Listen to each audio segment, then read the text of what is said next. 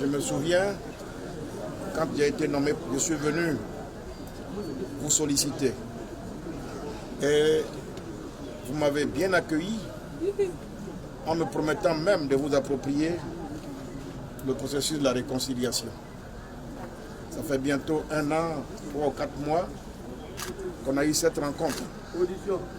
J'observe que depuis cette date, la FECI a tenu parole.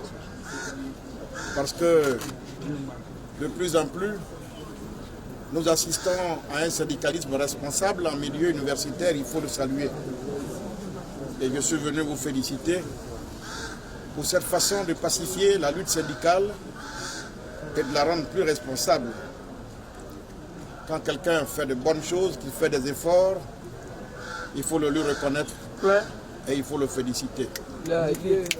Votre secrétaire général, Makelele et tout son bureau, moi j'ai connu la FECI avant eux, sans avoir été militant de la FECI en tout cas. Je sais ce que c'est et je suis bien placé pour témoigner des efforts que vous avez faits ces derniers temps pour pacifier la lutte et pour la rendre plus responsable. Je suis venu là en tant que ministre de la Réconciliation en quête de la paix pour la Côte d'Ivoire parce que vous, davantage, votre avenir est conditionné par la paix sociale. Les autres là, eux au moins ils ont eu le temps de se réaliser un temps soit peu. Si nous brûlons la Côte d'Ivoire, ce n'est pas à Bédié qu'on fait du tort. Bédié a vécu. Il a réalisé tous ses rêves.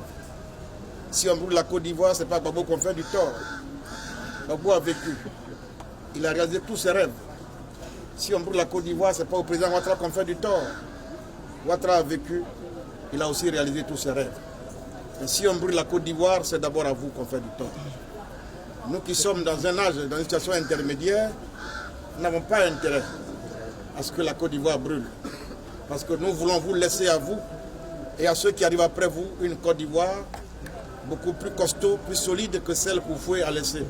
Il n'y a pas meilleure frange dans nos sociétés que vous, votre frange, pour comprendre le message de paix, le message de concorde nationale et le message de la stabilité. Ça passe par la paix à l'école. Ça passe parce que vous serez nombreux à être des grands militants, mais sur le travail, le rendez-vous du travail, sur le marché du travail, ce n'est pas le militantisme qu'on va brandir, c'est le parchemin, c'est le diplôme qu'on va brandir. Ils sont là quand j'étais à la tête de la CERAC, je disais toujours à mes militants à la CERAC, il faut d'abord justifier de votre condition d'étudiant pour être membre de la CERAC. Et quand tu n'es pas étudiant, tu n'as pas ta place dans un mouvement d'étudiant. Ça au moins c'est le minimum. Donc tout ce qu'on peut vous demander, c'est de vous mettre au travail, d'étudier, de bosser. Je suis conscient que les conditions ne sont pas tout à fait idéales comme on l'aurait souhaité. Mais regardez, si vous lisez beaucoup, vous allez savoir ce que c'était que cette université en 1970, 75 ou 80. Il y a eu beaucoup de progrès. Même s'il n'y a pas eu d'adéquation entre le nombre croissant d'étudiants et les structures d'accueil, mais il y a eu du progrès. Le peu qui est là, il faut l'entretenir. Il faut le consolider. Il faut le maintenir pour espérer revendiquer davantage.